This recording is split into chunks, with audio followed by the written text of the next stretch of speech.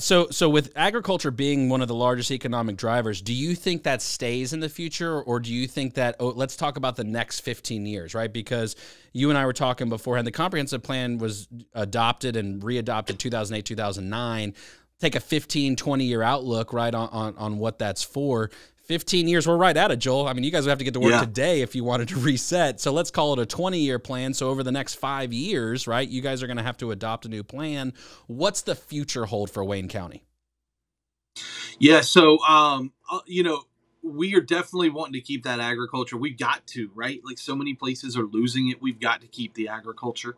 And then, our focus right now is really on managing development, right? So, here, a great stat for you. When we last looked at it, last did a study, and it's been about 10 years.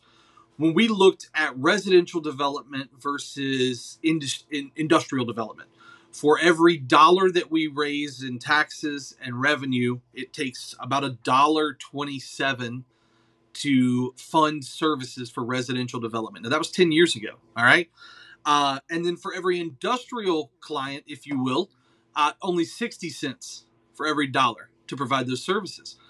And so we've got to, that's one thing that our board is looking at right now is we've got to make sure that we are staying on pace between and balancing that balancing act of residential development and industrial development to make sure, because ultimately industrial development is more profitable for us. But we've got to have residential, right? And so, but we want to make sure that we're not getting too much residential development and because then the taxes, we're just going to have to keep raising taxes, so we want to try to keep finding that happy medium. Another big push for us right now is working on, we've got a lot of school needs.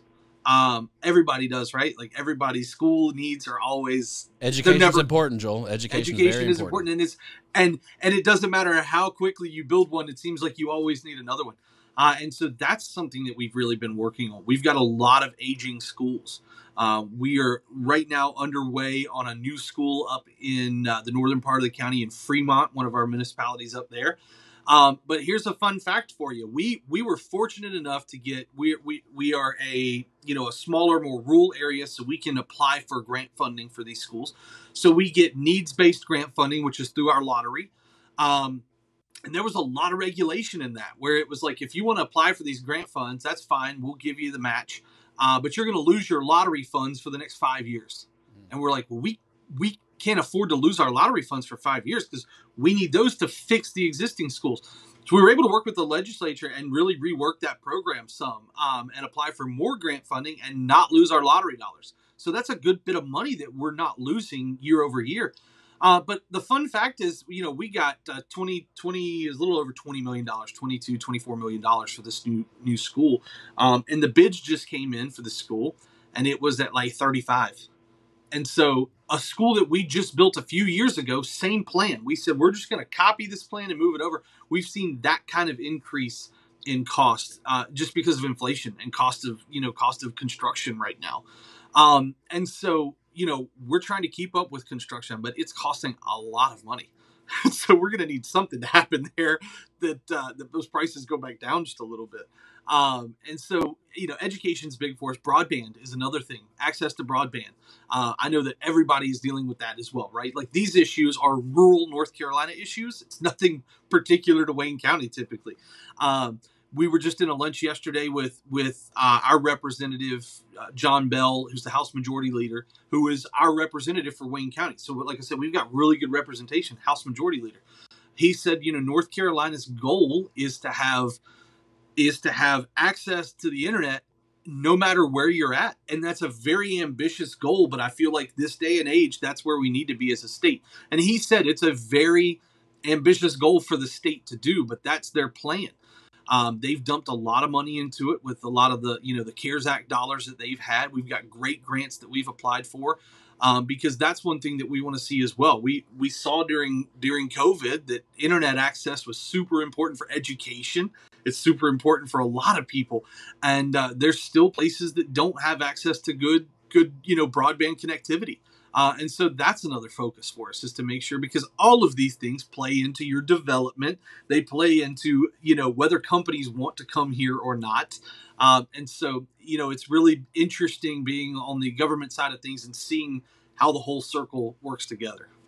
Yeah, it's interesting how it takes a pandemic for some to realize the importance of certain things, right? Like, because until it affects you in your daily life, or a specific number or allotment of citizens or your delegation, right? Like, you don't realize how important it is. So unfortunately, it took the pandemic to open some people's eyes. But at the same time, the positive is, okay, eyes are now open. So what do we do moving forward? How do we take this? Let's learn the lesson of the past and let's move forward in a way, because geographically speaking, I'm going to be honest with you, a lot of people are scared right now of a housing crisis and all of this.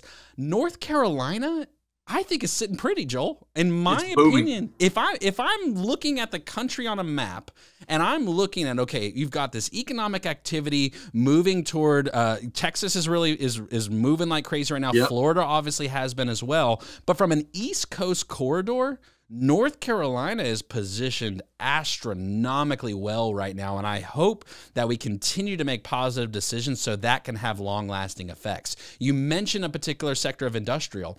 Industrial works well as long as there are industrial jobs there. That's a lot of eggs to put in one basket if you go heavy industrial, if there is any shift in shipping and receiving, right? Manufacturing, warehousing, anything like that takes a wrong turn in North Carolina, that's a significant blow. And so I would caution, just my 2 cents, this and, a $1.07 would surprisingly still get you a cup of coffee at the gas station, but be cautious when you focus on just one sector. So I like the aspect of agricultural and industrial with residential. You got to have some type of combo like that, right? You can't just focus on one. So I like that.